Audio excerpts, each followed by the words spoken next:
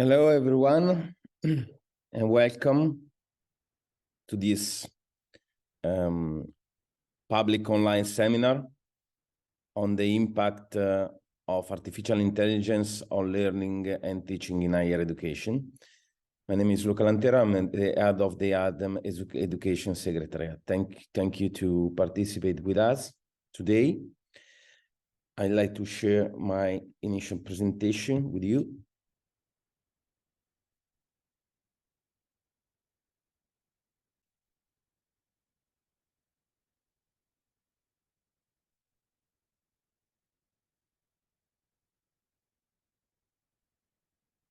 So, where we are and why we organized that seminar. We are in a process that started in 1996.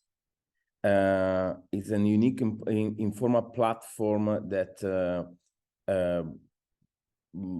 involved the 53 countries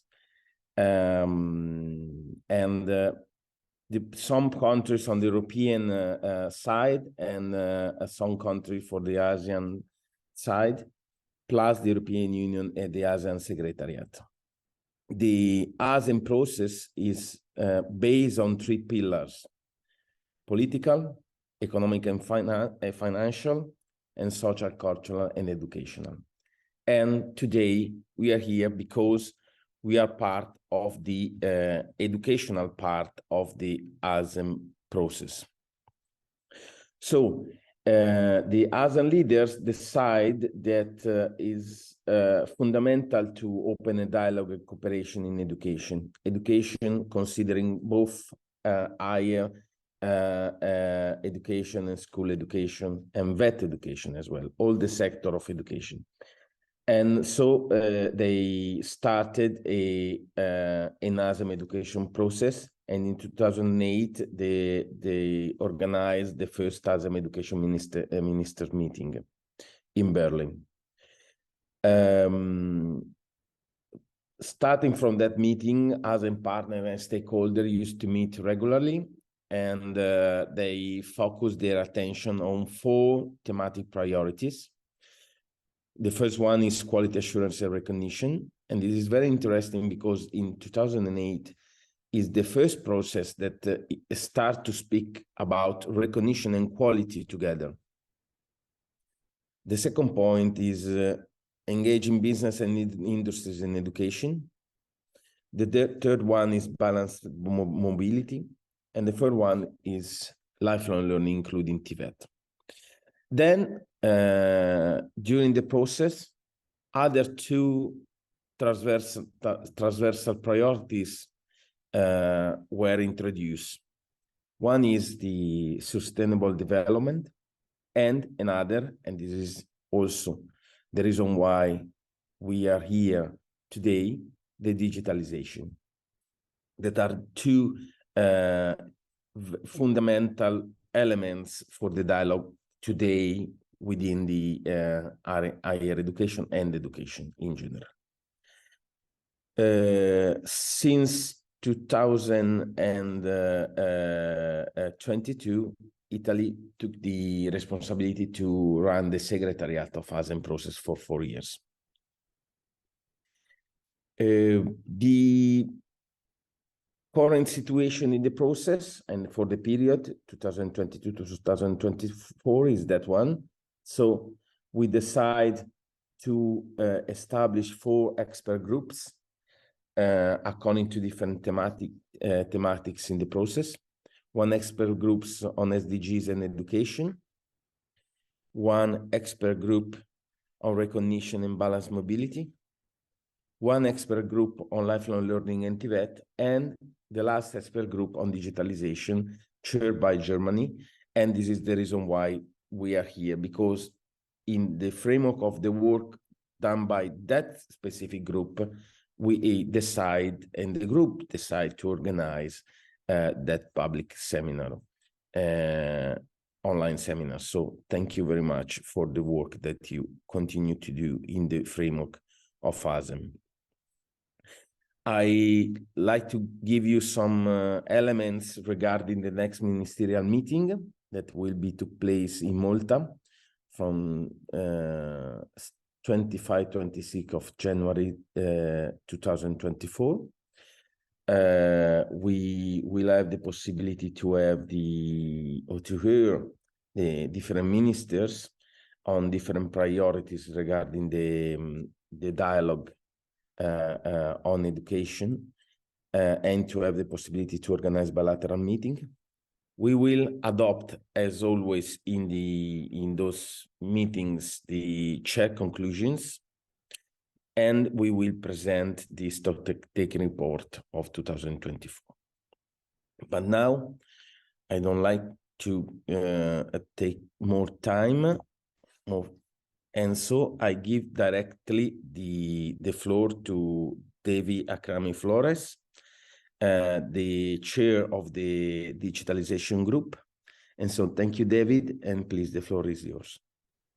Yeah, thank you very much, Luca, for this nice welcome, and also a warm welcome from my side to all of you.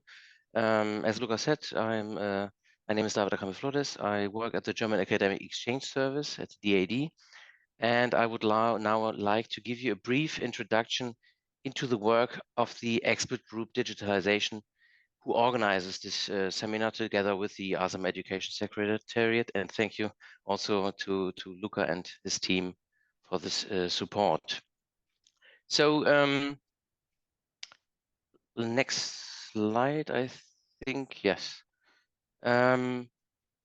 So the expert group on digitalization was established in 2019 and since then has been coordinated by the DAAD. The objective of our group is to promote exchange on the potential as well as the challenges of digitalization and education in both regions, in Asia and Europe. And the meeting of the expert group also serves as a platform for exchange on digital transformation in the ASEM education process, and thereby ensuring that the dialogue between the two regions addresses current and future innovations and transformations in education. Next slide, please. The members of the group are identified and nominated by the ministries of each ASEM member state, and in total, the expert group is composed of 50 experts from Asia and Europe. These are, for example, academic experts from universities and research institutes, digitalization experts from governments or NGOs involved in education, or representatives of student bodies. In 2021, the expert group has published a working paper analyzing the challenges and opportunities of digital transformation for higher education, vocational education and training, as well as lifelong learning systems in Asia and Europe. And since 2022, we have been following a peer learning approach to enable exchange across a range of digitalization topics. One of the meetings, for example, focused on micro-credentials.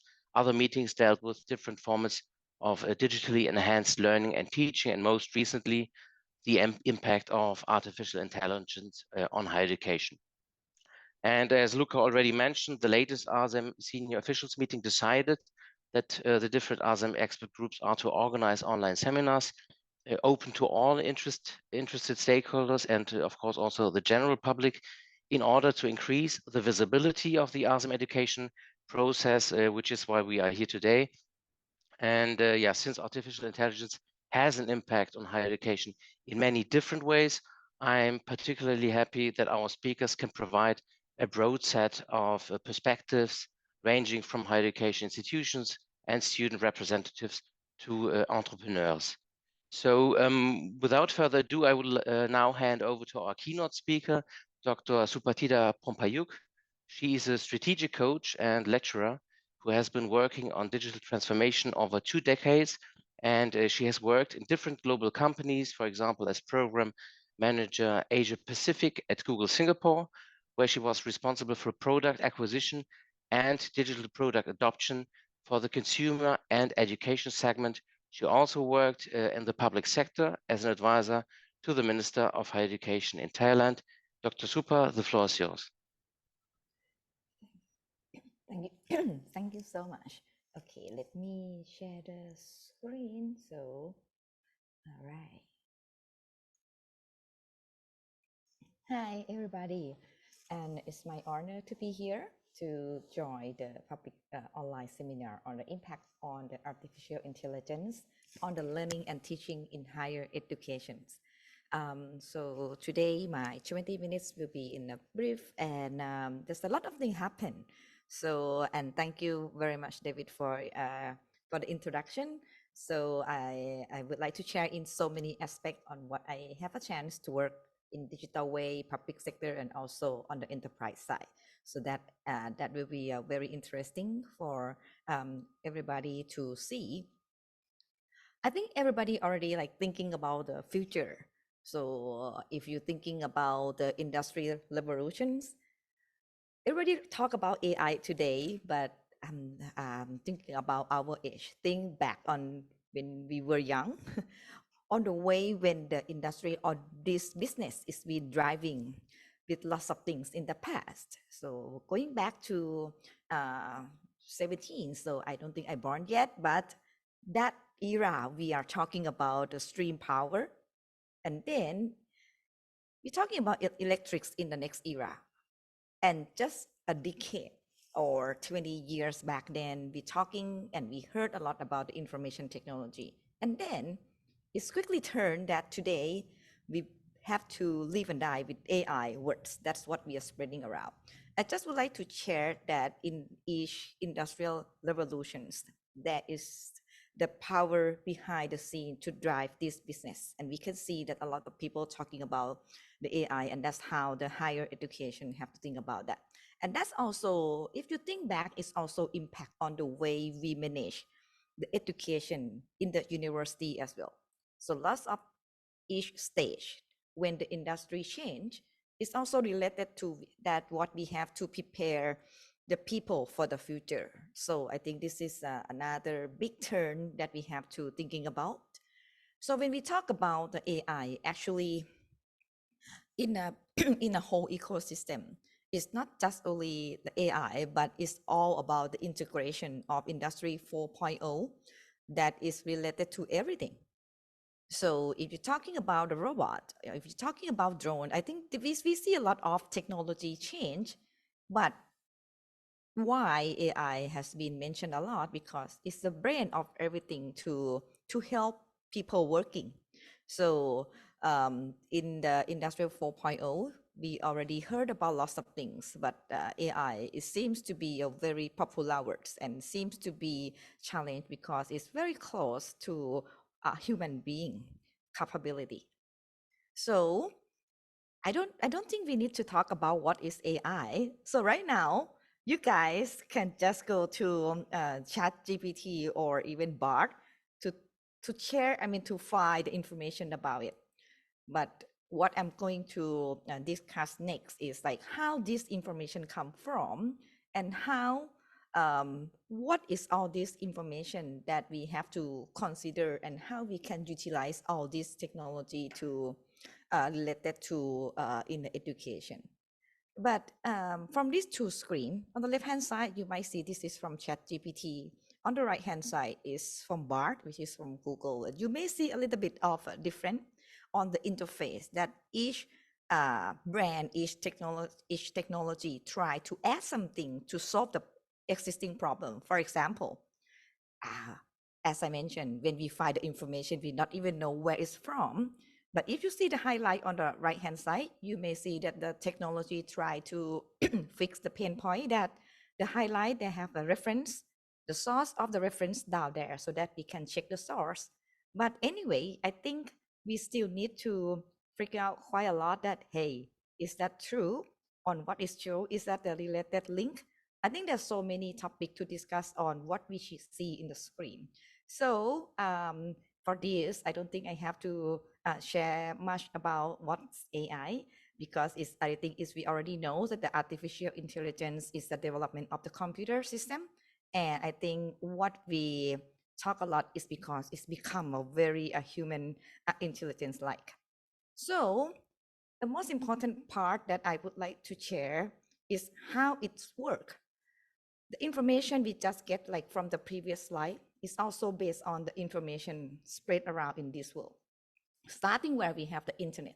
starting where the people can start to generate the content. So I think the data input to process to the outcome of what we see on the generative AI, because it's been built to be able to generate and have the creativity. And that's the challenge, that where is the creativity come from, right?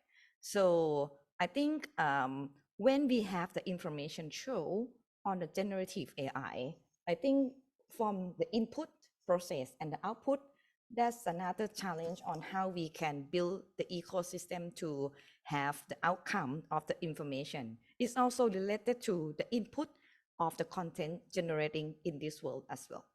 So that's how we are talking about what's going on right now. The manipulation or whatever the what has happened is also that AI is also bringing from the data they have, from the data that store and then process it. And they try to generate, and that's the capability of the next phase, that they try to generate something based on what they are store.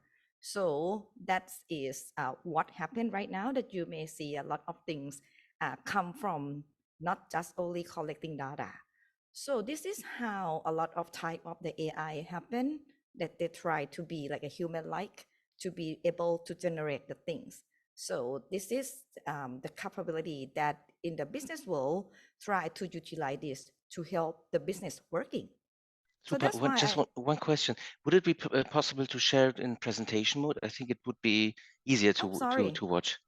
Perfect. Okay, sorry about that. No, thanks a lot. Thank you, David. Okay, so and then when it's come up with that capability, so right now a lot of business already start embracing AI.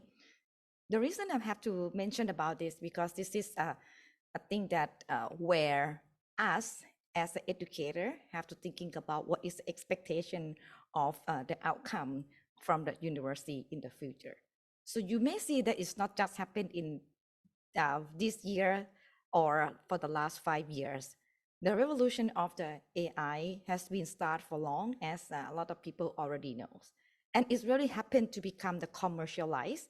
And I can share you just one example that it's already happened in some company that already be serious to explore and make it commercialized, to be able to have this proposed to the world.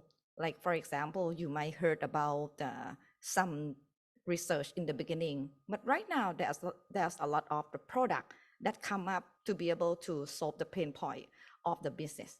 And that's how a lot of data and research already come up, that the global AI market is already expected to grow like at least 37% every year. So that means the technology company right now start to invest in AI. So that's mean the workforce that's need more people to be in the market. Or even a lot of data here in this slide, you may see like a lot of predictions about the global economic impact is even faster than our thought. And some people even in the technology is talking about like unlimited capability, and we not even know yet for the prediction. But you will see that for the economic impact, there's a lot of expectation to get the benefits of the AI. On most important part is most of the companies see that is expect to save the cost of the company. So that's how the business impact is talking about that. And most of the people talking about how the industry or which industry start to talking about is pretty much. So you will see a lot of things happen in banking system, data analytics, the financial, healthcare start to go so fast on this, and also come up with the other market. So that is the part that the challenge of how we can thinking about what is the business segment talking about utilizing AI, and how we have to prepare our people in the future. So there's a lot of things that not going to happen. Most of the things here is already happened, and that's create another gap. Like for my country, there are prediction of the how can we create the AI engineer to be like from 200 to 20,000. So I'm talking about not 10x, we're talking about 100x of the people to be able to close this gap of the workforce, to be able to work together and utilize the AI in the future. So that's the expecting job to be open, and we have to prepare for. So that's in the big picture, and that's come up with the data and the statistic already show about the demand. So I have been working a lot to close the skill gap. So you see like a lot of upskill, reskill, online demand, and there's a lot of people looking around. So I think this is a chance, or even like, what we can talking about, like how we can also help the people who already graduated. There's a lot of demand and discussion talking around, like, oh, I already graduated at the time when AI is not yet happened. How can we come back to the university and upskill, reskill myself to be able to continue my career path? So there is a research and you know, a lot of people talking around. And this is, I think that for the skill and workforce challenge is come up with a lot of research already show the keyword, like for example, is expected to be used for the personalized learning. And also some people may talking about, is that gonna replace the people workforce? But in reality, there are some research talking about creating a lot of job in the future. So let's see that. I think this is the economic impact graph, that there is a value gain. That means the expectation from the business side, thinking in a quite in a positive way, that utilizing AI can help them reduce the cost, create more work, and also looking for the people that have the AI literacy to drive and grow. We're talking about the word lean, and they are expecting AI to be able to help the business. So some people may see this as like a future workforce is AI gonna replace. But in another hand, when you say about in the future, there's a lot of job, even for the truck driver, is not mean that the AI will replace the truck driver, but we're talking about to be the companion of the truck driver. So each of the job, or even the retail sales, there's a lot of discussion, either it's gonna replace, and somebody talking about to be like optimistic, no, there will be the assistant. So this gonna be the conversation spread around about the AI replacement and the AI as the assistant, right? So I think this is in the near future. We also know that in each segmentation, this is the top ranking of the company we're talking a lot and very impact about the hiring people in AI. Like in technology company, the tech company like Amazon, Google, they are talking about they are the shortage of the people. The finance, as I mentioned, the healthcare, where they are, their goal is how we can utilize the AI to help reaching the goal of for a better health of the people. So there's a lot of mention, and the most important part that talking a lot is about the cyber security, privacy, and all this, because everything is related to data. So all this part, AI is already in a lot of part in the business. For me, as working on the demand side, we are looking for and a lot of position where never be filled yet, and looking for some part of the people to be filled in. A couple things that I would like to mention here is a lot of business already use this to monetize and utilize the data analytics to create the business. For example, for the digital marketing part, we all know that all the mathematic data algorithm is the business, right? But for us, when we're talking about like in the educator side, I think it's also good to be able to understand the way of the business thought, right? So that we can understand. But on the other hand, there's something behind the scene on this, that you will see the future model of the technology that's subscription based or something we have to pay something in return for our privacy. Like for example, if you would like to use something for free, you might have to pay off with some less privacy, or we have to pay for the premium for us to avoid some advertising or whatever. So I think this is a model that we will see in the future on how the data has been collected for the monetization. And also there's another, the other company model of the AI talking about the closed ecosystem, the closed environment, so that they can provide the prediction and recommendation in a different way. So we will see the company working and providing the technology in a different strategy. And all of this, you will see more about the consumer usage that you may think about. This is, for example, like for some company, they already planning for the segmentation of the consumer usage, like the generative AI, like BART or ChatGPT. We are talking about the collaboration and communication. There will be some kind of product planning, also the infrastructure where the company can also build their own AI with the app developer. So all this part, what I'm showing here is, I mean, on the business side have a very quite a strategic level for the segmentation. And also this shows that in the future, there is a lot of opportunity for the workforce. And for us, actually, we can also thinking about the utilization of the productivity on how we can use, and in the future use, what's going on. I can show you in a quick things that on the future, what's happened.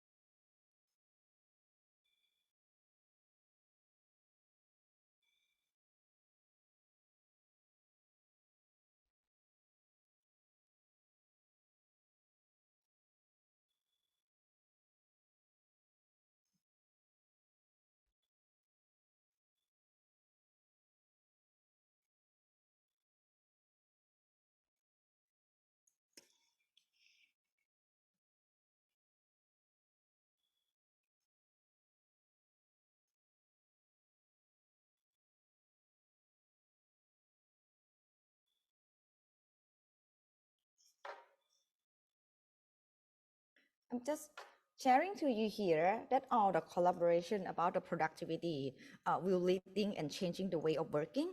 So in the past, we might have some curriculum that, you know, teaching, but I think there's a lot of things that should be there.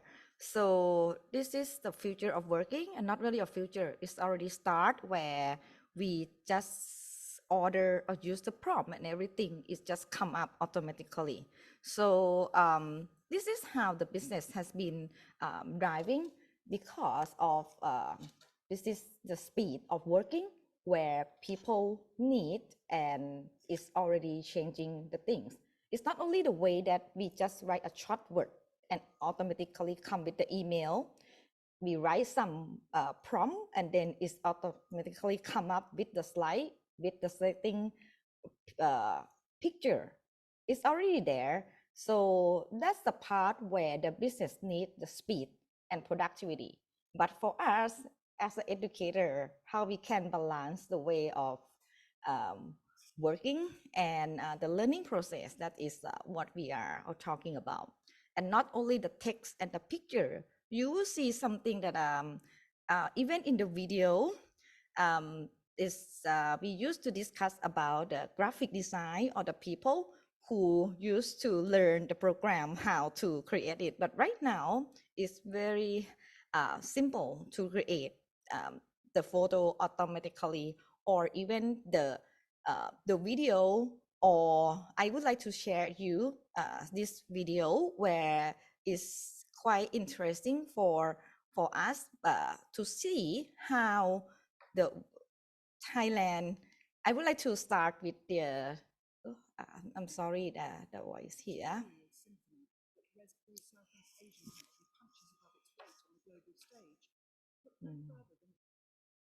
Okay. This is by Dr. Kritchai, the director of the Simeo. He just used the prompt put in the program of the in video to introduce his country, which is Thailand. So this is come up with the image, the video, including the subtitle. So this is how easy of this world that is already come up. So in terms of the impact of some of the department are talking about how can we thinking about the way of some department in the faculty, that how the things and the curriculum and the instructional design will change. And these applications start to be more and more and more, that the objective is just to help the business to grow so fast. And this is how we are talking about the automation tasks already happen, the augmentation of the AI, and the alignment that I just show you. This is already happened in the technology and the business. So that's the challenge in the education industry. But at the same time, I think there is two things that we see, right? That some people also can be able to utilize even ChatGPT or BART to access the information. That's the way that a lot of people can have a chance to learn from all this technology. They have a chance to work and utilize it in a positive way. And also on the back end side of the university, if you think about the same thing like a business thought, talking about the productivity, how can we save time and cost of the teacher's tasks, or we're talking about a lot of automated things that we can reduce and be lean so that we can engage more with the students. So I think in terms of a lot of positive side, people thinking about that. But yes, sure, I think that all of us are still challenged on this is never happened before. We are entering into the phase of the exponential curve of the technology. So because of AI start from the data input and process, how can we control the people who generate the data? And that data is being stored and let the AI to generate and use their imagination. So I think everything is related back to the people and back to the challenge on the educator. Even like we already have the challenge there on the challenge and the pain point in the education system. So with the technology, I think there's a lot of people talking about the data outcome from the AI. How can we verify, triple A, what I'm talking about, is that accurate, is this aligned, or is this appropriate? So there's a lot of, I think this is a time, a very important time for the educator on how we can pass or prepare the people for the future with the AI era. So that's in a nutshell of the presentation. I already showed you about the footstep of business, where we also thinking about either how can we prepare the student for the business, or at the same time, how can we follow up the footprint for our productivity, or even there's a lot of pain point.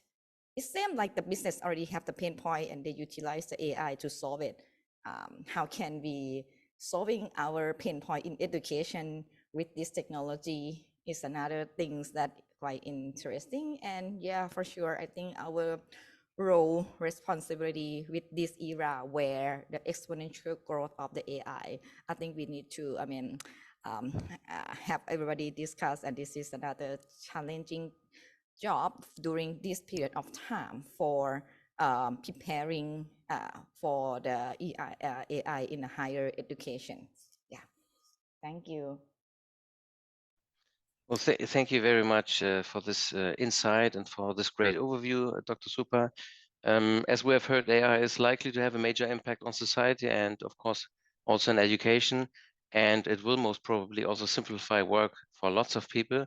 I have to admit, when I saw just your presentation just now, that I'm not so sure I will be very much into AI developed pop music, but maybe I just need to be a little more open-minded. So I would say we now have enough food for thought, and With that, I'm directly handing over to our moderator today, Ruben Janssens. Ruben is an AI researcher at Ghent University in Belgium. He is pursuing a PhD, developing AI for social robots for education, and he is currently supporting our Bologna Hub Peer Support project as an expert, and he was previously a member of the executive committee of the European Students' Union. Dear Ruben, the floor is yours. Thank you so much, David, and thank you very much, Super, as well, for this setting the scene and showing us how AI is already impacting industry, and that we will definitely need to make sure that we prepare our graduates, but also those who have already graduated for this new technological revolution. In order to talk about artificial intelligence and its impact on higher education in Europe, Asia, and beyond, we have with a great panel of 4 speakers, and I'll introduce them one by one. We will start off by Dr. Sharina Yunus. She's currently a Deputy Director of the Enterprise Office at the Universiti Teknologi of Brunei. She is shaping and implementing strategic initiatives to enhance the innovation ecosystem, and is very interested in advancing education through technology. With us as well, we have Professor Christine Slade from the University of Queensland.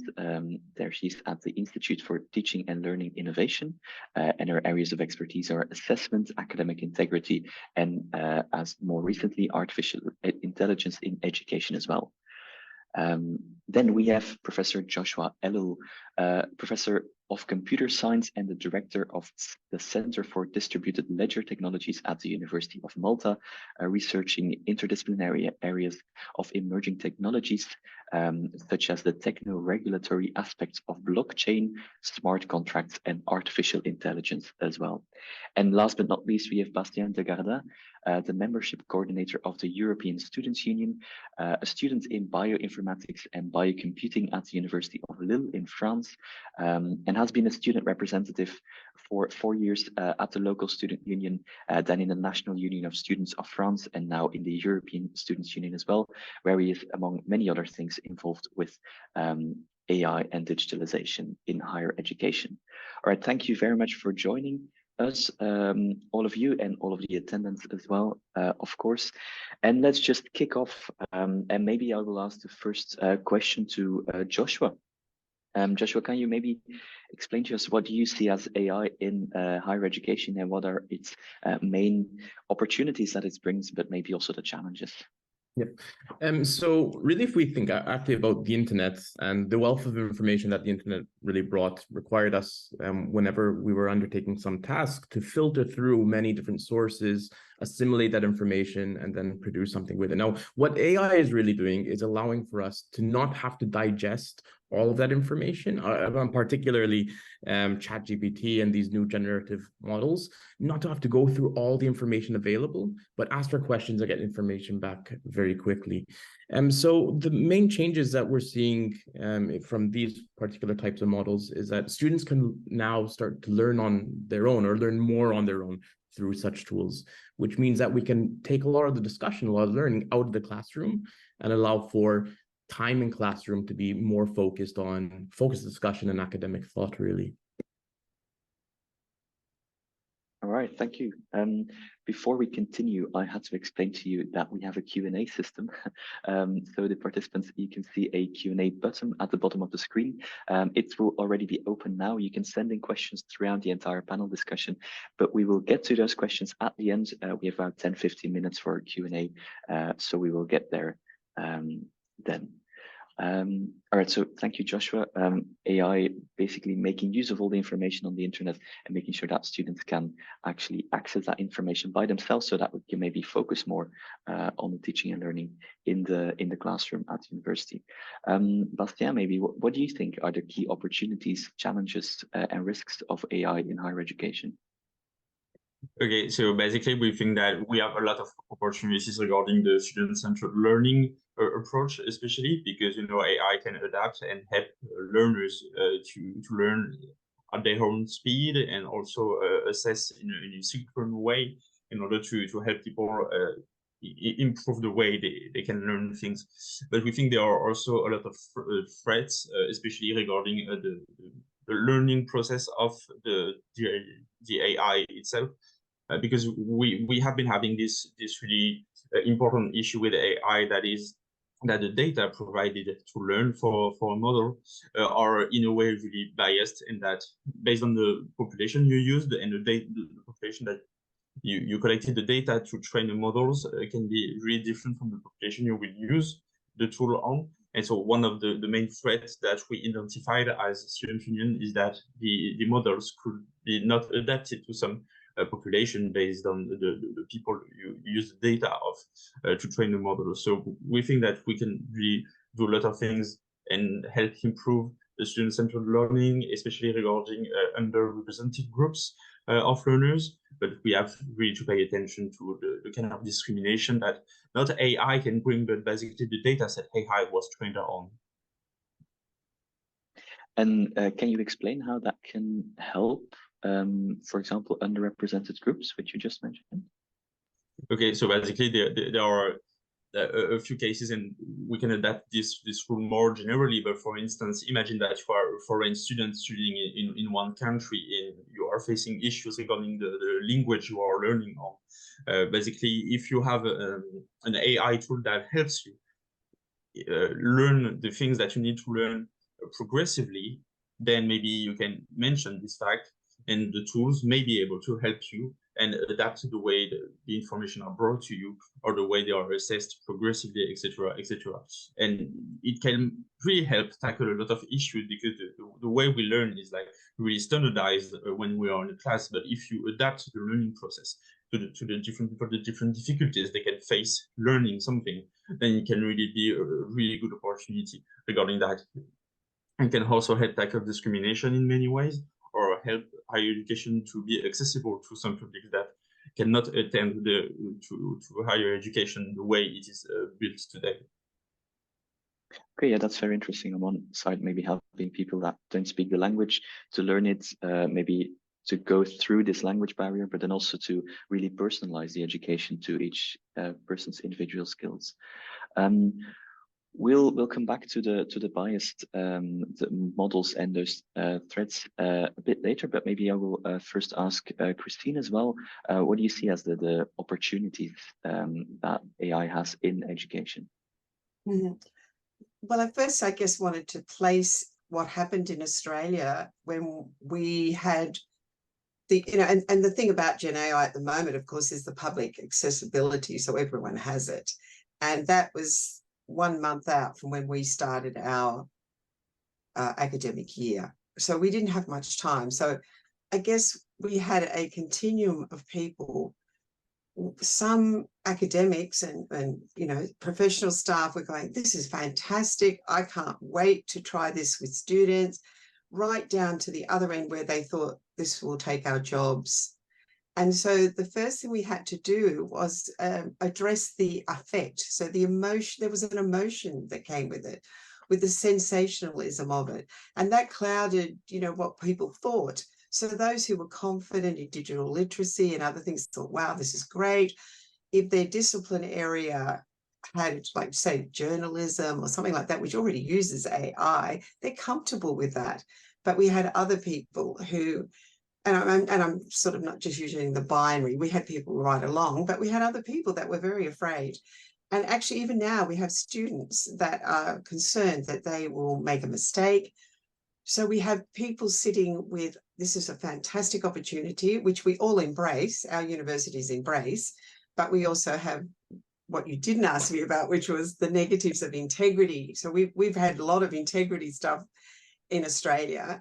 And so we had this tension. And I think we're still carrying that. So I don't think we can just see opportunities without these barriers. So we are all, I suppose, a year on. It's nearly a year on to the day that we actually found out about this. So we're excited. I think we've calmed, and we're now looking constructively. We're sharing different things. I think at the beginning it was all about collaboration right across the world, across sectors, that we had to learn from each other. And we've seen some amazing ways that AI can be used in education. and right here and now things. I mean, there's lots of things we'd love to do if we had the resourcing about personalised tutoring and all the things I've read. But right now, our academics who have come out of COVID exhausted and change fatigued, we need to be simple, I guess, about what we want from them. So, you know, using chat to for formative reasons, to understand. So one of my big concerns is ethical literacy and, you know, making decisions, which we may talk about later, but students need to be critical of these tools and as well as using the opportunities. So it's kind of complex. There's definitely scope. We definitely want to have our students using it now in their studies, but also prepare them for the future of that. And I guess, you know, it's a learning journey and we're still on it, but I think we are a bit more confident to be able to take it on now than we were, say, 6 months ago. I don't know if that actually really answered your question, but No, definitely. I think this reaction to the emergence of generative AI is something that we saw everywhere. It was very, very sudden. Even for us in the research field, we kind of knew the technologies were there, but this sudden availability to the public and the immense impact that it suddenly had was very surprising. Very surprising as well. I was just wondering about one thing that you said, that students were afraid to make mistakes. What did you mean by that? Well, this is just from me talking to students. So we have some students are a bit, so they're a bit nervous. They know it's not actually always truthful. So and if you're new students, you've got to, like, we know what our discipline area is, so we can work out whether it's telling truth or not. You know, and the era that may be passing of having incorrect referencing and all of these things. So they're scared that if they touch it to use in assessment, they may fall into some sort of misconduct. So we've had very strong education, I guess, around misconduct. And so now they're seeing that as perhaps I may unintentionally fall into that, or it may complicate what I'm doing. I'd rather just do it myself. So yeah, it's interesting. They're not all jumping to it, you know, and trying to use it for everything. Yeah, interesting that at one side we are afraid that students will use it there are some in the wrong way, but also they are of course, but also they are afraid that they will unintentionally use it in the wrong way. And I'm sure that we will get to that when we will be discussing the ethical aspect and the integrity aspect in a little bit, which of course a very big issue. But first off, Sharina, how do you see that the challenges and risks and opportunities of AI, and what was the reaction to it like in Brunei? Thank you, Ruben. It was very interesting because I think it actually highlighted the silos within the university itself, because then you do find that, you know, it's not just a generational gap with technology, but there's also an academic gap that exists between the different departments. And that was very interesting because you had some who were willing to go all out on it, and some who were very, very resistant on using that. But then on the other hand, you had students who were, as Christine was saying, that, you know, they were very conscientious. Is this right? You know, how do I engage with this? And then you have some other students who, you know, just upon conversation were already using like something nine generative AI tools to help them with their learning. So that was very interesting. There was a lot of emotion, definitely. You know, we could see people were trying, some were curious, some were taking on board using it already. So there was a really mixed bag, but and people were trying to figure out what was the best way forward to now incorporate this in education in a very healthy, ethical, proactive way. So what I can see was definitely there's a shift in the role of educators that, you know, trying, particularly with non-native English speakers, and this is really interesting because ChatGPT is, you know, was designed by native English speakers. So for non-native speakers, they're curious, but there is a little bit of a barrier, because if they don't have a good command of the English language, it can be a very arduous task. So they might be turned away from that. But then also in general, students in Asia tend to be very shy as well. And I do see, asking questions. And so I do see an opportunity where, to be able to use ChatGPT in a healthy way in the classroom to break down that shyness, to break down that, they're not wanting to ask questions, but use ChatGPT to have a discourse. But the educator is there to guide them through that discourse. And, with language, there's also the social language in getting them to be able to better pose their question and be more accurate with the context that they're using it for. Because what we notice that if they're writing, ChatGPT is very good, in trying to get through the grammatical errors. That's not an issue. But, when the context of the social language is not clear, it tends to give a lot more errors. So the role of the educator now is to mentor, to facilitate, and to focus a lot more on the higher order thinking skills, which I think is great. It's great. Yeah. Interesting. Yeah, you said a lot of quite interesting stuff, especially like the culture that students in Asia tend to be shy, and that we can use maybe ChatGPT to break that down. How exactly do you see that? Well, the Gen Zs especially, they are very, very resourceful. If they're not, if you give them a task, they don't know something, they'll go on YouTube and find out about it, or they go onto their Discord and find some chat group, and they'll do all that. So they're very good with that, but they're still very shy, because there is a power dynamic. There's a difference in the power dynamic in the classroom in Asia, as opposed to, I would say, in the European universities. So that still exists. So I just feel that ChatGPT can sort of help break down that barrier, the power dynamic anyway. So, and students are very, very ready to take that on in class, but they do need that guidance. So the human mentor is absolutely critical in this case. Yeah, I already see a big role of the changing role of educators here, that they will be the ones coaching and teaching the students how to use the AI. You also mentioned something else that I wanted to ask about, that it's difficult for non-native English speakers to use AI. I'm a bit surprised to hear that, because, for example, ChatGPT was surprising in that it was able to handle many languages. So this doesn't really correspond with your experience then? Well, when we talk about languages, in Brunei, there's different ethnic groups. So it's not uncommon to find somebody who's 3-4 languages, within a very small circle. And what's interesting is that even in a day, they're switching between different languages, and they're using different expression. Like, for example, in a social context, I'll use this word to mean this. But when I'm in my formal learning environment, it's a different word. It's very interesting. So you've got a social language, and then you've got the more formal language. So that comes into play when they're interacting with ChatGPT. So having somebody who understands all that background to be able to help them contextualize what they really want to ask and put it into, because you're having a discourse with ChatGPT, you want to be able to arrive at a solution, have a very good discussion, or a throwing of ideas. So you don't want to spend an hour just trying to figure that out. So it becomes arduous after a while, and the language barrier comes into play. Okay, interesting. Hadn't thought or heard about that yet.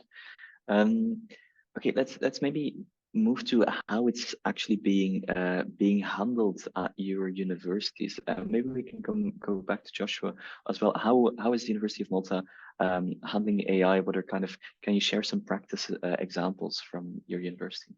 Yeah, so I would say the university was quite quick to react to putting in place university-wide guidelines and principles for all academics. And that's great to have, but at the same time, we shouldn't treat universities as though the whole university is going to be following particular guidelines or principles, because they're just exactly that, guidelines or principles, and it all depends upon the academics at the end of the day. So it's great that the institution has made progress in this regard, but the individual academics now need to see, how do we go about presenting AI to our students? How do we go about using AI?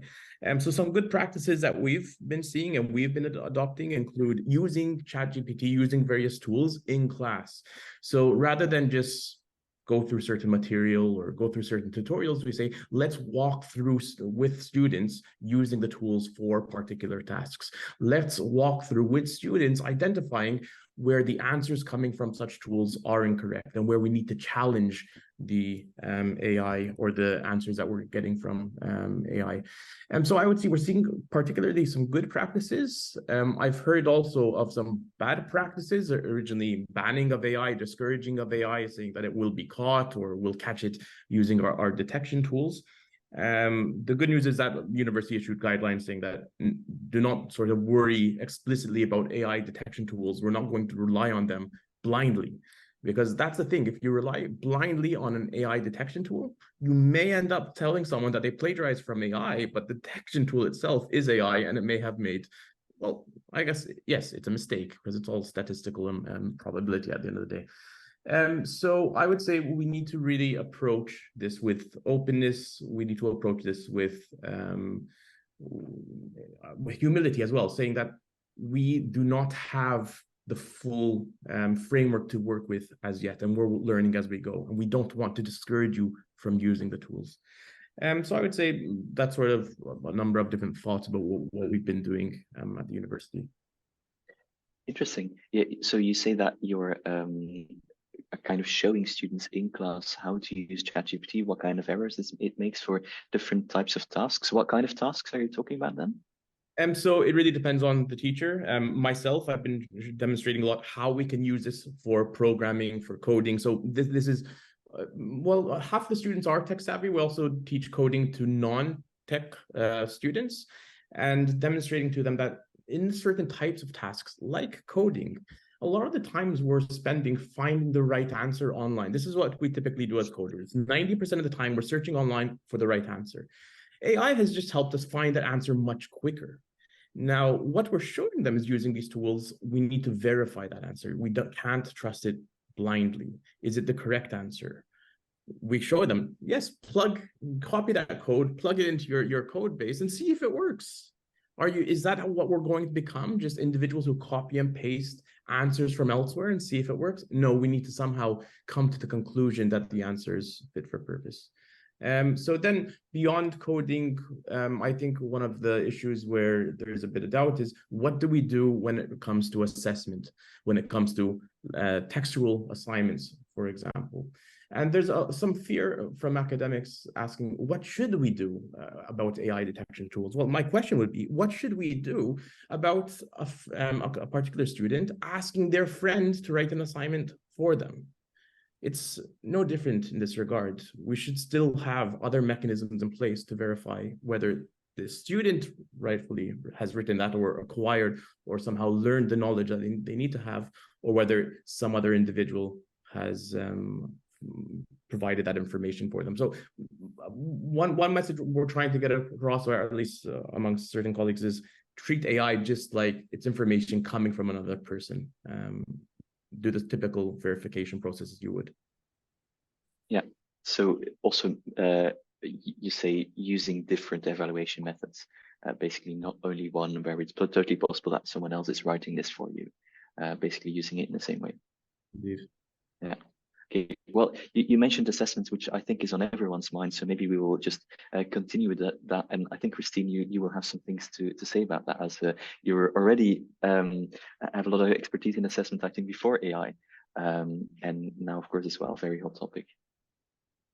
Yeah. So just following on what Joshua said, then we had to take a similar view. So in Australia, nearly 10 years ago now, we had a big scandal of students contract cheating, which is the commercial sites online who do write the assessments, individual ones. So you can't use a similarity matching report for that because it's individual. And over a period of time, I think we were one of the first countries to have something like that. That was very in our face as higher education. It was published in the press, in one of the public press newspapers. So what happened then was, so we have a regulator, which is called TEQSA, Tertiary Education Quality and Standards Agency, and they became involved with that. So we had an ongoing kind of relationship with our regulator, who asks us to be accountable in certain ways. So this is this is universities plus private providers, not the same for VET or K-12 schooling. They have their own. But for us, we've always had to be accountable. Now, the thing about generative AI is it not only can allow students to cheat in that way. So if they just asked it, you know, had excellent prompting and they could ask it to do whatever they needed and they submitted it. I think a lot of us in Australia would say that is the same contract cheating. If they just took part of it, perhaps not. But the complication comes in working out how do we know that they've got it from there. Now, some students may confess. You may be wrongly accusing students because we know some of the detector tools are not, you know, are not 100% yet, or may never be. So I guess I'm confident in the fact that over years, we will develop an investigative set of properties, say, for example. So our TEQSA website, if anyone's interested in this, has a contract cheating investigators tool. So it's where the properties who used it last, who revised it, we know contract cheating, people use white pages, they have funny references, and we've discovered, you know, all of these things about that. And I think we're discovering that now about Gen AI. So people say things like, oh, look, I could tell the student used it because it's just so generic and it doesn't relate to my discipline. That's the start of that kind of list. Now it will change and everything. So I think eventually, maybe not now, we're using it as an educative thing if we detect, mainly, unless it flags up something else that the student's done. We're not saying because we think you use this, you know, we're going to, you know, investigate you for misconduct. We're looking for other things. So I think over time we'll get there with that. But at the moment, we're using it for education. So if the course coordinator, or subject coordinator notices something, they can actually call those students in and just talk to them. So we're kind of doing that to sort of start off. But I know there are some universities in Australia that already have some cases for investigation, but it's usually around a bigger context. Regarding using Gen AI for assessment, so the other side of the coin, we're still exploring that. It's definitely disciplinary focused. I think, you know, so I'm a social scientist by background. We have essays and all that. We probably use it more like, I think it was Josh or someone else said, check out, critique something that it does. You know, let's work out that it's not 100% foolproof. And so give them ideas to do it. We have 3 bands levels. You can use it in some courses if the course coordinator chooses. You can use it in assessment if they choose, and you're not supposed to use it. So at the moment, it's a bit complicated because we have people who are teaching classes who are not comfortable with letting the students use it. So we're sort of juggling both sides. The school sector in Australia banned it. Like that was their initial reaction, except for one state. That doesn't mean to say that they haven't been looking at it. That's the public school system. Other schools have gone ahead. But I just was in a meeting today and they're going way ahead with preparing students for using it. So they're going to come out of that. But I think that was an initial sort of stopgap to say, we need a breather here. So it's still exploratory. I like what Josh is doing. And I think the sharing of practice of what we can do and what we've tried, the things that didn't work, is vital for us all. So we don't have to all go over the same things. Yeah. All right. Yeah. Interesting. You mentioned a few different things. So basically individual educators in individual courses can choose, okay, you can use it here for assessment or not. You can use it here in the course or not. How exactly does that look? So in the course profile that every student gets, which is like the contract or the, you know, outline of the course, it's written in there what they can actually do. So it's a little complicated for them because they might have 4 of those. I mean, the ideal would be, you know, you can use it, but we've got to remember that our academics and that are not all at that place. You know, they wouldn't have a clue, and so they'd be stressed out, and they'd think they'd probably have a lot more cheating cases. And so this is where we came to a sort of a middle thing. I'm sure it'll change later, but and also we do want to protect the students from falling into cheating as well. So there's lots of things involved in that, but that's where we actually fell on the line. Yeah. Okay, interesting. And so in case you detect it, you kind of treat it the same as contract cheating, you say. So do I interpret that correctly, as in that's when someone pays someone else to do some an assignment for them, yeah. or what exactly does it mean? Well, in the UK, that would be ASEM, but in Australia, it's contract cheating.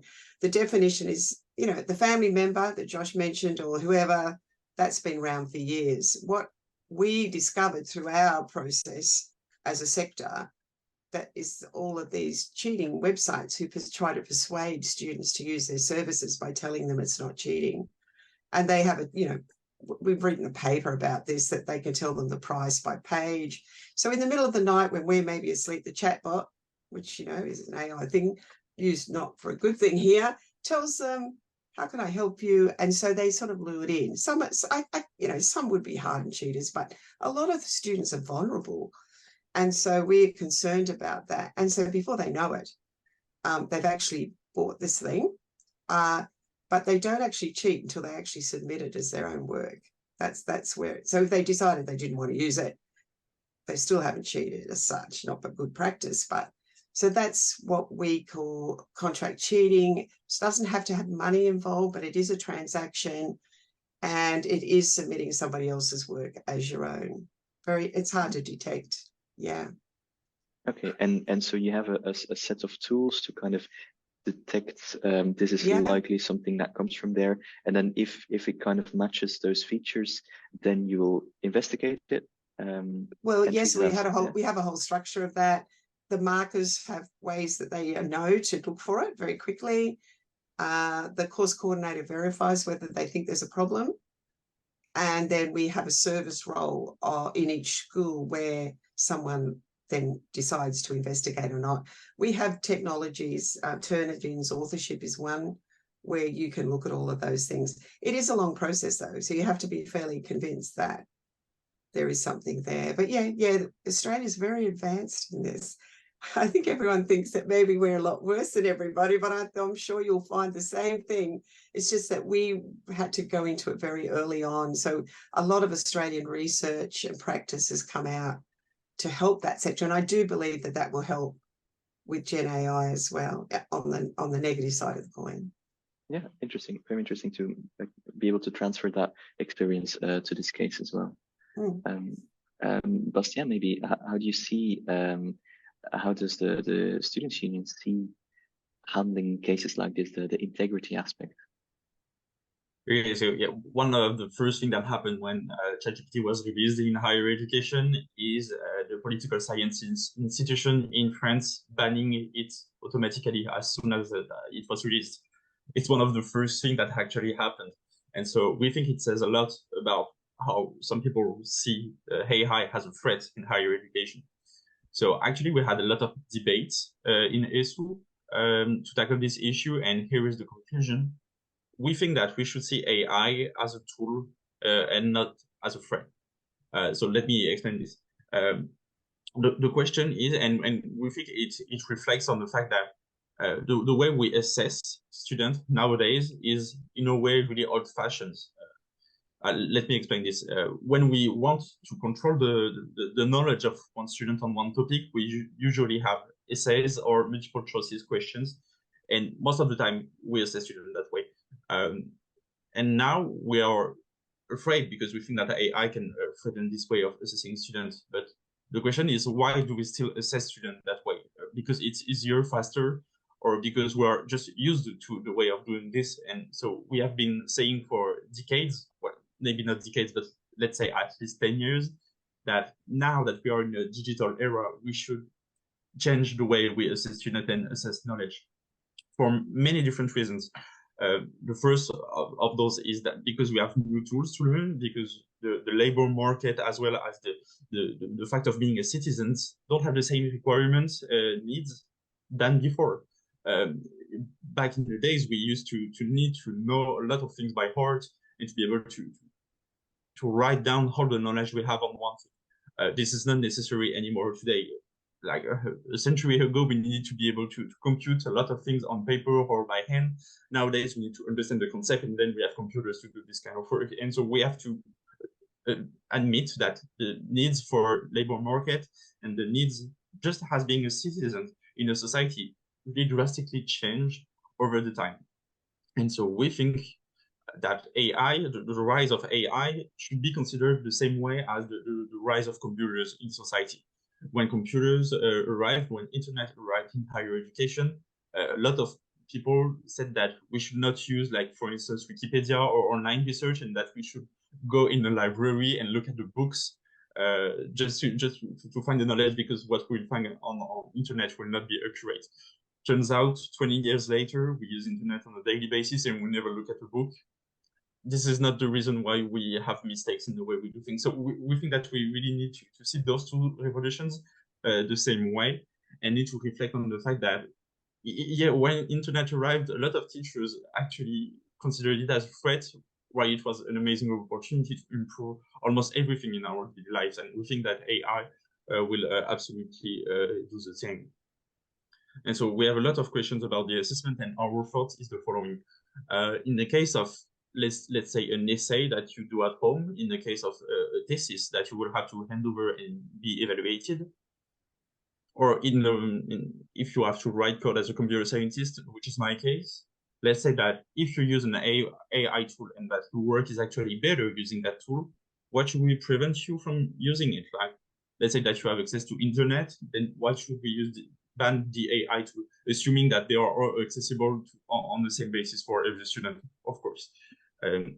Let's say that if you're, I don't know, a medicine student, you want to be a doctor, and then you have to know all the diseases, then we can admit that this is a field in which you need to know a lot of things by heart, and then you will have no access to computers, etc. This is basic knowledge control. Then in those kind of cases, we admit that maybe it can be banned for obvious reasons, because you need to have the actual knowledge. And so our thought on that is really clear, and we have had a lot of debates on this, is that if computers and internet are allowed for an assessment, then AI should not be banned.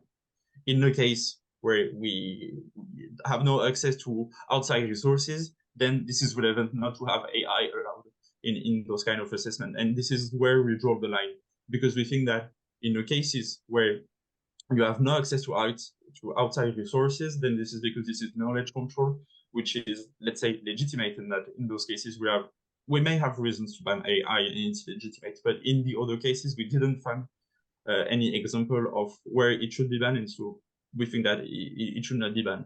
If your assessment is better because of AI, then let it be. Basically, this is our thought about that. Also, we think that if AI is a threat to one assessing method, then maybe we need to put the assessment method into question, because if an AI can do it, then what is the added value of the exercise for the student and for the job it will have after, or the research he will be able to provide in academia, etc., etc. If an AI can do it, then we have no reason to assess it. We need to put in perspective and to put into question the way we assess students and the way we learn, because it evolves really fast. It needs to see a shift in the evaluation paradigm and in the learning and teaching paradigm. But now that AI is forcing this revolution in a way that we have been talking about for 20 years, then we need to embrace it and try not to forbid everything, not to prevent any AI from being used in a fear that it will change everything. We need to change everything and embrace the opportunities. Basically, this is the conclusion of all the discussions we've been having in National Union of Students and in the European Student Union as well. Yeah, Yeah, you told me when we were preparing the panel with everyone last week that you were still discussing this at the board meeting right now. So I can definitely imagine that there are very lively discussions about this topic. And yeah, I can follow as well. If calculators were not allowed, then my engineering studies would have been a lot harder as well. So it's probably kind of similar. Yeah, Sharina, how is that happening at your university? How do you look at assessments? How can this be handled? Yes, that I think at the question of academic dishonesty is on everyone's mind. It's a bit of a cat and mouse situation. You try to find one tool and then there's another tool that comes out, and I think what we realized we could do very quickly was because the university degrees, most of the university degrees here are 4 years at our university, so we change the percentage of the credit for the subject. We made subjects that have more performance tasks where they have to demonstrate their understanding, their proficiency. We gave it a higher credit value. And in the rubrics as well, we included things like, so we try to promote creativity. We want to be able to see, it's a bit more trying to get them to understand that, yes, we want you to use AI tools, but what we really want to get out of you is how well you develop your human-centric skills. Your emotional intelligence when if you're going to be an engineer, and in the AI-driven world, it's a very, very fluid environment. You got to have that higher degree of emotional intelligence. We want to encourage that. So creativity. And then we included things like ethics as well in the rubrics to get them to discuss and talk about it. We also some sort of socio-economic benefits of AI, using AI to solve real-world problems. We encourage that. And then we try to, encourage them to be transparent, as, we encourage ourselves to be transparent about what we use. And we expect that from the students. So what we want is for them to cite the generative AI tools that they use, but also explain to us why do they need to use it, so that we can have an understanding, a window into their mind, what are the challenges that they're facing and how we can actually better understand from their perspective and make that learning journey much more proactive. So, but it's still an ongoing project. I can imagine, but this transparency in both directions, yes. I think is probably a key word, that both educators and students can be transparent on how do we use generative AI. So you mentioned that you were changing the credit proportions, the types of evaluations, the dimension evaluating it through the rubrics. How does that have an impact on your teaching staff? Because I can imagine that some of these assessment methods take more human resources than we had to use before. Well, it's very interesting, actually, when we actually changed it and we sort of empower the students to find, it's a bit of a challenge. We try to encourage them to come up with the best solutions. If they, for example, in the engineering department, we encourage them to find real world solutions using AI, but we try to encourage a higher value if they can come up with something that's novel. And for students, what we try to do is link that to how this can actually increase their potential for employability, which is in a lot of students' mind. So we have students who've done really well and, gone to, obtain, very good employment. So we use these students to highlight their success to other students, to encourage them. And so we invite them to give talks, to share their experience. We feature them in our university newsletters and things like that. So that's something we try to attach a value to what they're doing. So this is like a motivating factor for them. And what we find is that we didn't really have to do much in the sense that the students are motivated. They want to come up with the best solution. They want to be out there as a good innovator. So which I found very interesting. I can imagine that the students see the benefits and the potential of AI and see this as a necessity, that they're able to use it in the labor market later on, so that they're already convinced that they need to learn how to use it. And then you say that you're basically letting them teach each other and encourage each other to use it. Yeah, that's very interesting. But I was wondering about these assessments. So it's not the case in your university that it takes more effort from the teachers to evaluate these competences, these performance tasks, or is that something that you've seen that is a problem, that teachers need to spend more time in doing these evaluations?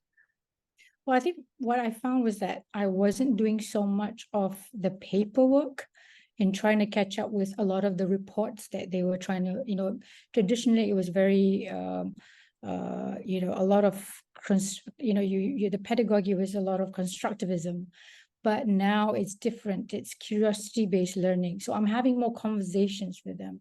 I'm having meetings with them. I don't have to see them as often, but they're coming to me asking more questions, and I'm trying to frame those questions so that they can go on to the next level and build it more complex tasks to make it better.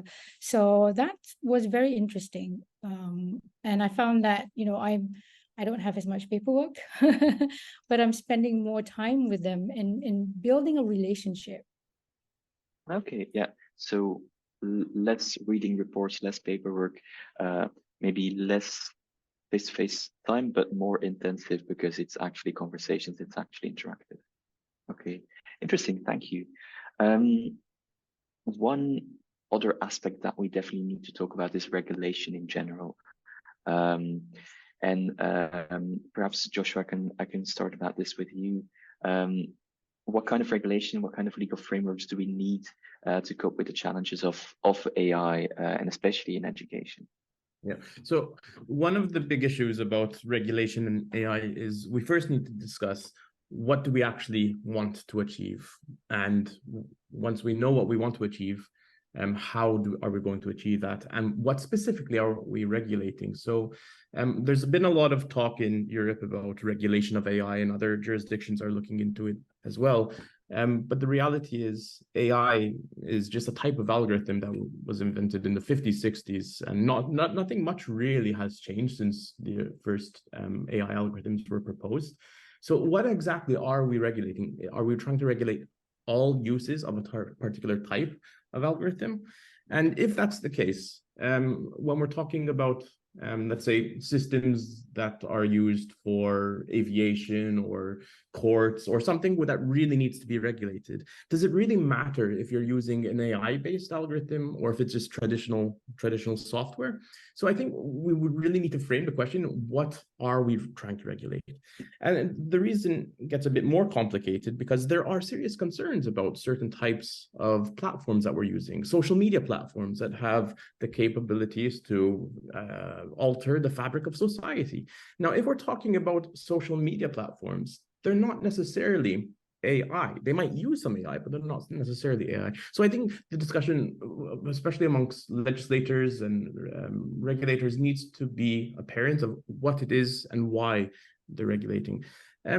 So then once we establish what it is that we want to regulate, why we want to regulate, what are the principles and purposes, we should probably focus then on how are we going to go about doing this? What experts need to come together to do this? And when we look at law and regulation, it's typically legal experts who are the experts in regulating. However, very often our legislators are not well versed in the technological expertise required. So we need to really bring together experts, interdisciplinary team of experts across the board to look into this. So I would say those are my initial thoughts on challenges that we need to focus on rather than diving right into what we should do. Okay, very interesting. Are there any specific use cases that you think should or shouldn't be regulated then? Yeah, so I would definitely say, so rather than focusing on AI, what we should focus on are the sectors and the uses of software. If we're using such software and automated systems in areas that are safety critical, that can have material damage, loss of life, something that has an effect on society, that's where we should consider regulation. The next question is, do we need technology-specific regulation? So for example, if we're talking about discriminatory purposes, whether AI is used to award an insurance policy or not.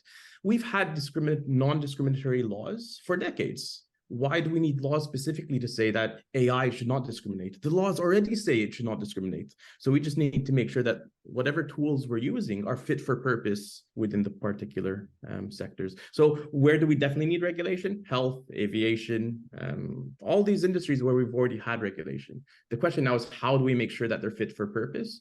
And that's a slightly different argument though. And what about education? So, okay, yeah, education, indeed. So should we have harder regulation above our academic institutions, imposing how we should be using these tools? I'm not sure about that. And I think Christine might be in a better position to answer this, because it seems like Christine has a lot of experience and Australia has a lot of experience from the contractual world. And to me, AI is just another person, so why not treat it the same way? So when it comes to regulation, in that regard, I think Christine would be in a better position. Well, then you've perfectly done my job. We'll go to Christine for your perspective. You're still muted, by the way. Yeah. Thank you, Joshua. It's a good question, because earlier in the year we had the K-12 school sector wanting to, write some principles and a framework around use. And I was one of the academics that was invited to come. So they've taken a more national approach, because each state has its own systems, and they've, worked through a lot of principles, etc. Now at that, copyright is still something that's very difficult to put a finger on. If my artistic work is used in Gen AI, well, who's going to know? And, so there's all of that rights, but there's also rights about when do you cite it, when don't you? So that to me is still a very mixed space. We've sort of, told students in a way, this is how we want you to reference it. And journals are starting to do that too, but it's not a solved issue. And that is a really complex one. Now, what happened here too was that our federal government asked one of the standing committees of Parliament to run a inquiry into generative AI use in Australian education. And the way they do that is they ask everyone to submit something. So all the top bodies right across education have put in submissions. And they go through each of those and they sift through what is the things that everyone has had a chance to say, this is my pain point, this is what works for us, and everyone worked really hard to put things into that. So we're still waiting for that. But I think that's an interesting way to go, because you're getting a lot of diverse opinions from different levels of education. Our regulatory body has taken another approach. So they're doing more like what you were saying, Josh, for education, is that they got together a group of experts, and then they get other experts to write things. But this group, and it's one of the resources we've shared with the participants, it's just come out, and it's around principles and propositions for using Gen AI in assessment in higher education. So it's not prescriptive. It's very hard to be prescriptive, but it does give the principles of what we should be aiming for. So they've taken that kind of span. Now, what they're going to do in the future is then ask every institution, they've already said this, show us your credible action plan for actually making that work. So I guess you can't have regulation until you really understand what's happening. And the corporate world here has got some. I mean, even globally, years ago, they've had some, UNESCO had something, and other people had things to try and bring it together. I guess one of the fears of higher education is we don't want the tech companies to tell us what it is that they want to regulate without us having a say. And I think there's a bit of feeling that we want to understand this enough so that we can say, can we have privacy over our systems? You know, can we protect what's put into these systems? Because that's a worry. Do we put sensitive information in these systems? They're using it for this and that. So, you know, cybersecurity, which was mentioned before, all of these issues, they're all around that sort of, do we need to tie that up in some sort of legal way? What is best practice? You know, so I think that's going to go on for a while yet.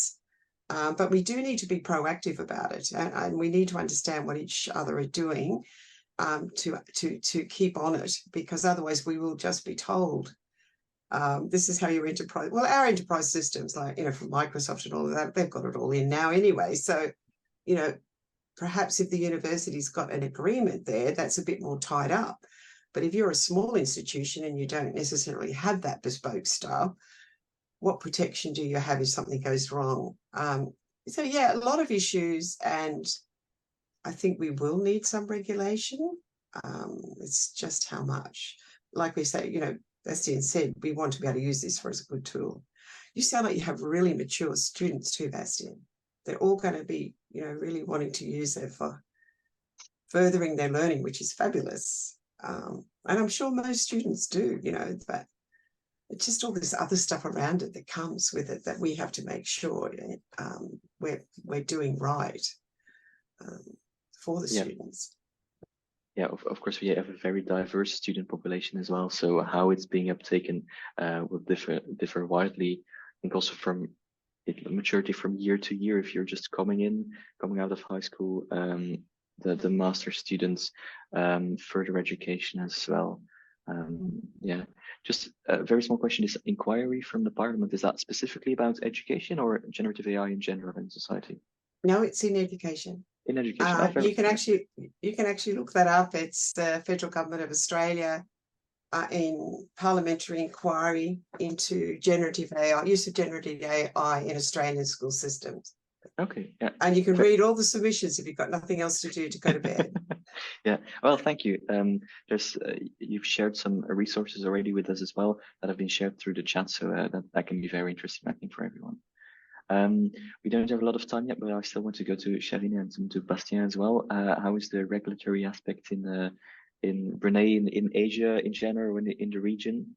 How is that there?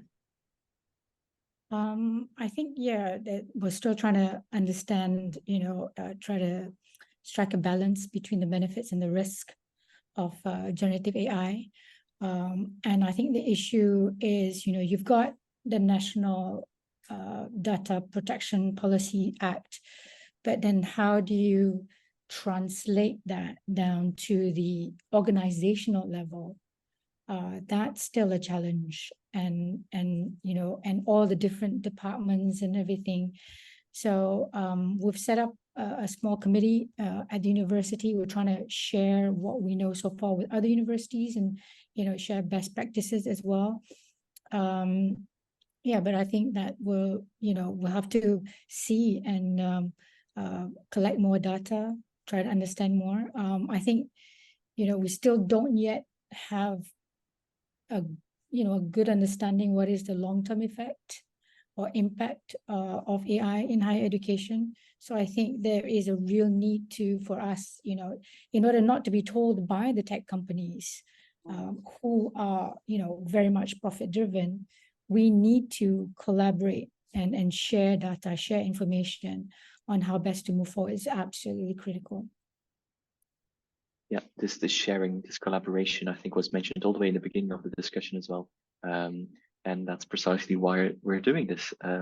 So yes, finally, Bastien as well, what are your thoughts about the regulatory aspect? Yes, so the thought of the European Student Union on that is really clear, is that we definitely need a regulation on the European level for AI. Also, it needs to be fast and flexible, because, you know, when we talk about the European Union, the thing is the process takes years to finally make a decision, and so we cannot afford this in a when we try to address AI. So we need a general framework for one simple reason, which is that AI creates a lot of threats on a society level.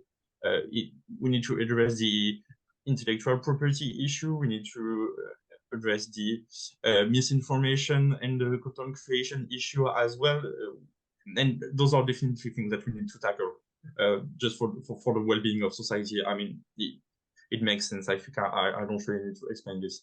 On education, more precisely, we are facing the same issue we face every time we try to regulate something on education, which is that the European Union cannot legislate on education, and the competencies may be shared between different ministries based on the local context of the country. So trying to have a framework on that is really complex. Also, the second issue is that we have different levels of institutional autonomy in different countries. And so this is actually an issue we had while debating that within ASEM, because the Nordics country, for instance, would tend to have more autonomous institutions, while in the South, it depends. It's mitigated, let's put it that way.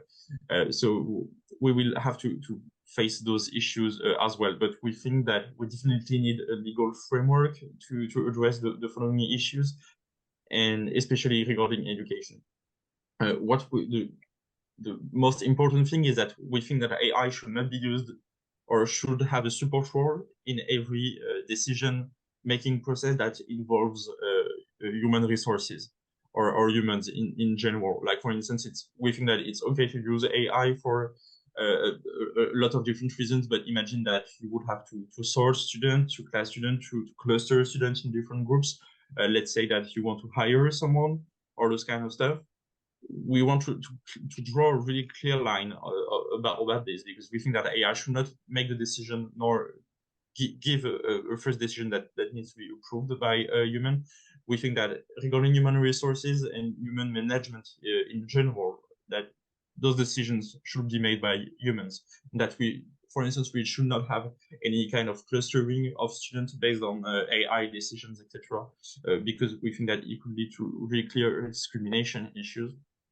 And so it's one more reason why we need a really clear legal framework, and we wish that we had a binding framework for the countries, because we fear that we may face like really big discrimination issues if AI is used in the decision-making process for human management, for instance. That is a very clear line, saying that AI cannot just make decisions on itself about humans, basically, and wanting fast and flexible regulation from the European Union. Those are exactly its keywords: fast and flexibleness. So I share your idealism, but let's see where it actually goes. Okay, well, yeah, thank you. We don't have a lot of time left before we go to Q&A, but maybe I will just do one last round about what are each of your key words, maybe 3 key things about the interplay of AI and teaching and learning, maybe something that we haven't mentioned yet that you find really important.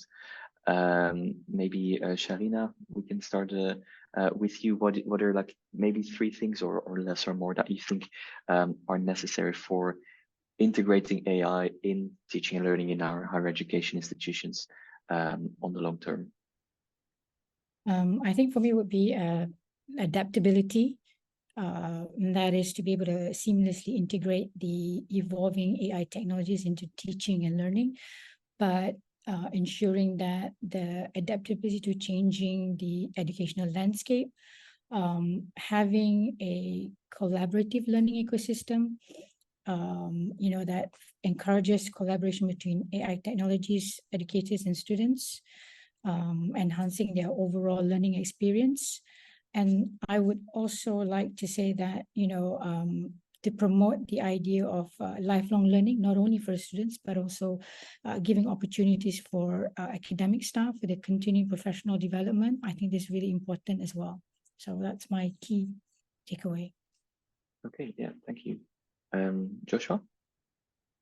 So I would just add, I hope that we start hearing the terms or seeing it as a useful tool, more critical thinking and information or source verification. I think those are the main concepts that I want to see emerge in the next while. As a useful tool for?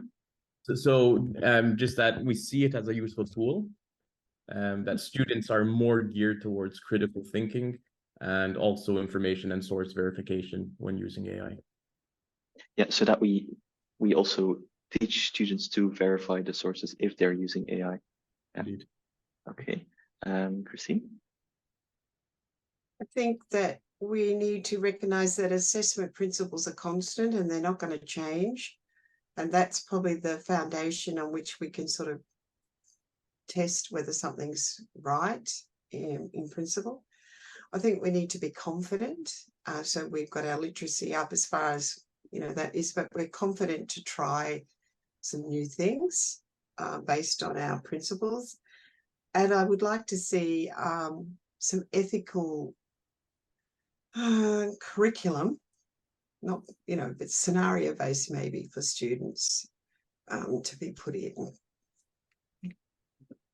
Okay, thank you. Bastien? Yes, I would say inclusivity, because even though we need to embrace the opportunities, we need to still face the hard reality, which is that AI is based on the data on which it's trained. I would say student-centered learning, with the hope that it could make higher education more accessible to the underrepresented groups and people facing difficulties in the learning process. And the last but not least, I would say transparency, because and let me be clear on that. Even we don't think that the algorithm would need to be more transparent, etc. We have been hearing that a lot. Not a lot of people will be able to explain an AI algorithm, because it's like pretty complex. Only computer scientists specialized on the topic can do that. But we need to be transparent on the whole process of using AI. We need to know if we use an AI tool, on what data is it trained, who developed it, on what framework is it used, and to what. And we think that the process of using AI should be really transparent, for the sake of reproducibility in academia, for instance, or for the sake of trying to tackle discrimination if it happens. Okay, thanks. Maybe just before we go to Q&A, something that was just mentioned now in this round, and that was also in our preparation, is about training staff as well. And Sharina, you mentioned lifelong learning as well. How do you think we can do that, training staff and everyone in a lifelong way, not just the students that are in our universities right now? I think that if we want to really promote the idea of lifelong learning, especially in the age of AI, where the technology is moving so fast, and with all that's happening with Sam Altman stepping down as a CEO of OpenAI and coming back in again, and then there was talk of ChatGPT-5 coming around the corner. I think sooner than not. So that journey to promote the concept of lifelong learning, it's not just at the university level. It has to start way back, even at the primary, secondary level. We have to promote that what we call learn agility and what we call learnability skills. So because even for myself, who's in engineering, the amount of knowledge, that the speed at which you need to consume all this information and learn that and be able to take that and use it or understand it and apply it, it's incredibly fast compared to when I was doing my postgrad studies. So imagine what the younger generation will face. So there is a real need to have, there's a speed, there's a question of flexibility, how do we really enhance problem-solving skills, and, the adaptability, because when they are in the work environment, the technology can change at any time, and that will have a drastic impact on their job scope. So they're going to need, a couple of years, a few years back, we needed a web designer, but that's no longer necessary with all the AI tools that are available. So that job has become now obsolete. So they're going to have to now develop new skills to survive in that new work environment. So, but then that goes all the way, that pedagogy question goes all the way back down. So I think there is a question of, trying to promote that concept of learnability and learn agility, being more agile. Yeah, of course. Looking just at higher education sometimes maybe too narrow a view, and we definitely need this interplay between the different levels. Also, Christine, one thing that you mentioned is ethical curriculum. We didn't talk a lot. We talked a lot about academic integrity, but not a lot about ethics. How do you see that we need to teach students this ethical aspect, maybe shortly? Well, I've been doing some research around professionalism as well as integrity, and I think we need to strengthen the links for students, that they understand that academic integrity is not just a thing while you're a student. It actually connects to professional life and personal ethics. We have modules already that deal with sort of scenario basis, so perhaps it's something like that. But I think it's also a recognition that, we don't all have the same ethical values perhaps, but we do need to know when there's actually a problem, and then what to do about it and how bad is it, so that's sort of critical thinking around when knowing when there's a problem. I think that's probably the lowest standard of things that we should know. Yeah, I see already that we had a question from the Q&A that's kind of linked to this, so I'm already going to ask it. How do you think that students can exercise and sort of strengthen their critical and research competences in this situation where data can be found for them, be kind of like sorted, summarized for them? Christine, maybe you can continue the answer. You're still muted. Yeah. I've got my voice back, but I've also got a cough with it. So I'm sort of battling that a bit. Yeah, well, that's true, isn't it? Things are easy to get. But you see, personal things like, well, just take research skills, right? They're not easy to get. They're hard work if you really want them. You can look up something, or get a summary, but that's not research skills. There's a whole understanding of that, how to make decisions about whatever your type of research is. There's a lot which comes, if you've done a PhD or something like that, from the mentoring that you get as well as reading scholarship. So I see, well, professionalism is another one, but part of that is integrity. So how do you know how to act as a professional? You might think you do, but in the times that I've worked, you've got to understand a lot of things that are tacit when you come to a workplace. And if you really had any understanding of having to make ethical decisions, because you just haven't really thought about that, I think that we're doing a disservice to the students if we don't already do that. So I guess it's still a conversation. I've thrown it out to a few people to say, hey, we need to think more about this. But we do know from our research, health professional students and teacher education students, they know that there's certain things that they shouldn't do, for example, on social media, but they have difficulty working out the nuances of that, plus also the difference between their personal persona online and their professional persona online. So, or the workplace has a different code to them. And so it's a really important thing that we need to help them make those sort of decisions while they've got sort of safety around them. But anyway, that's my view. I think that's a big one. It's connected to digital literacy, because, if you can't get onto a computer, or which we didn't touch too, like access to hardware, a lot of equity issues there. But I think this is just another part of that. But it is becoming more obvious to me that students don't really think that's kind of important in that little time that they're with us, or some students. And so I'd like to see a bit more curriculum in some way. It might be different across different places to emphasize that. Yeah. You also mentioned that you kind of learn through mentoring, and that very much links with what Sharina said, this more conversational, interactive approach to learning, that we learn a lot of those competences through that. Yeah. We see that in research as well with master students, with PhD students. Like you learn so much from your supervisor, from the people that you're surrounded with, and that you're collaborating with. I guess, you know, in undergrad, for example, you can't do that. Well, we can't do that in our system, but we have, you know, pedagogies like case-based learning, problem-based learning. We have academic integrity modules that new students must do, very much based on scenarios of something that might happen to you while you're studying. We have examples of poor ethics now with some of our big firms that has just gone through, accounting firms.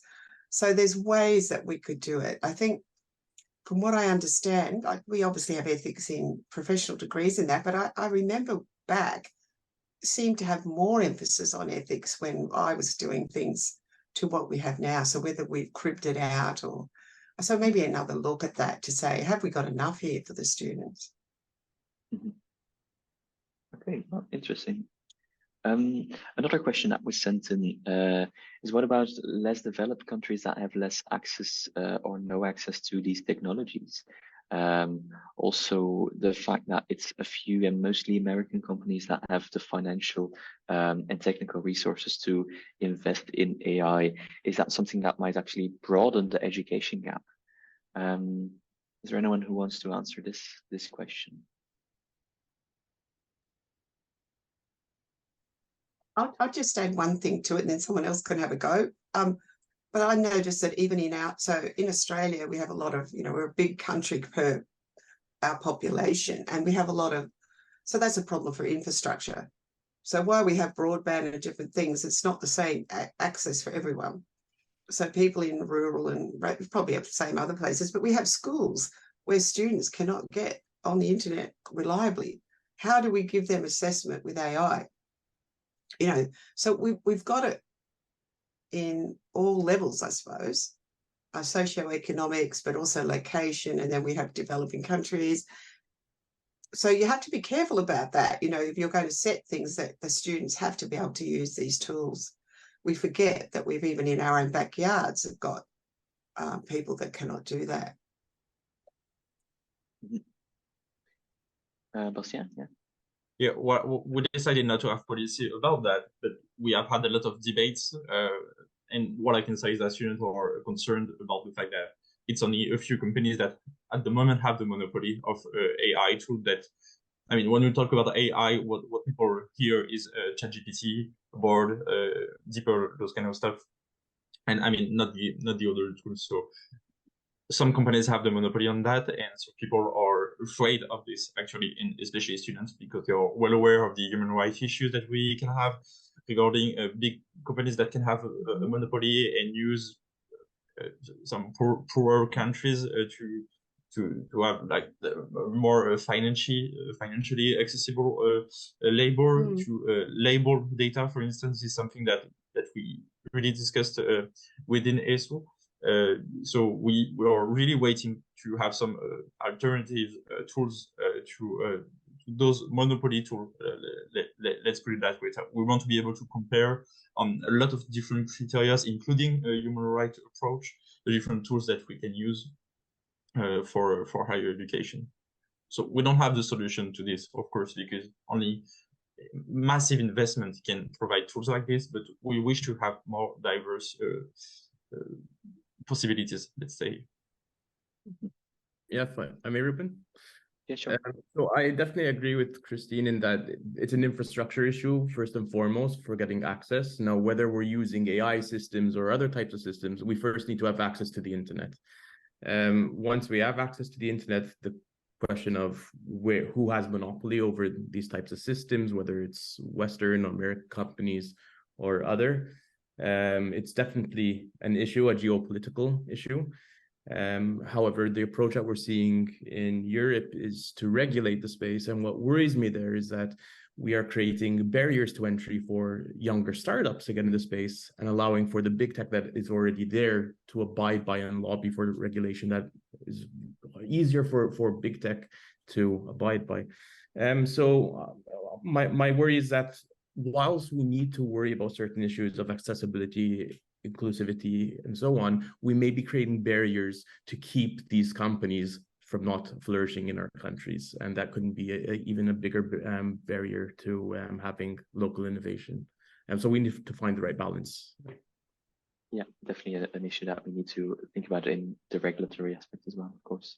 Sharina, also any thoughts on this issue? Yeah, I can, see how there is a real AI race, and it's as Joshua said, it's geopolitical as well, and it's obvious that the person that can use AI, create AI algorithms or foundational model, expert models that they can corner have a dominate or be a monopoly in the economy, and that's very real. So that will cause the gap between the rich. It will widen the gap between the rich and the poor. There is no doubt about that. But I do see hope. I do see people who are, there's groups of people who are promoting AI for good, and they are using AI to help. How can we use AI to help alleviate poverty? How can we use AI to reach the SDG goals faster? Can we expedite in reaching our 17 SDG goals faster, which will be good for everyone? So I think that's a good focus to start with, where people are collaboratively working towards that, and for the greater good of humankind. So that's something that needs to be promoted. But yeah, that gap really does exist, and until we are able to successfully address that, whether it's a knowledge gap, which is real, because the reality is AI experts are not, they're in short supply, and I do find that we're in a situation where sometimes the university is also having to compete with these big corporations because they're not being transparent with the research that they're doing. And that makes it difficult for us, because we need to produce the students that are going to be better adapted to the AI world. And they're conducting their own research. So sometimes you find that we're not able to secure research students because they're all getting, all working for those big tech corporations and doing the research there, which didn't really exist before. So that's a very interesting relationship. So that relationship needs to be, addressed. That sort of gap that needs to be addressed as well. And thank you. I think that's a perfect note on which we can end. We need more AI experts, but we also need more transparency from everyone involved in the process. And that also comes back to what we said in the education as well. Transparency there may be a key word. With that, our time has finished, and I want to thank all of you very much for this very interesting discussion. Thank you, Sharina, Joshua, Christine, and Bastien. Thank you to the audience as well for being here. And before I give the words to David again, thank you as well to everyone at the DAAD and the ASEM Education Secretariat for the flawless preparation and organization of this meeting. And thanks to you, Ruben. Hey, thank you very much, Ruben, for the great moderation of this very interesting panel. And of course, I would also like to thank our keynote speaker and our panelists, and of course, you, the audience, for the active participation. I saw that you wrote a lot in the chat. The video recording of the seminar will be made available soon on the ASEM Education Secretariat's website. And well, yeah, once again, thank you very much. And with this, I close the meeting, and I wish you all a nice day. Bye-bye. Thanks, everyone. Bye-bye. Thanks a lot. Bye. Goodbye.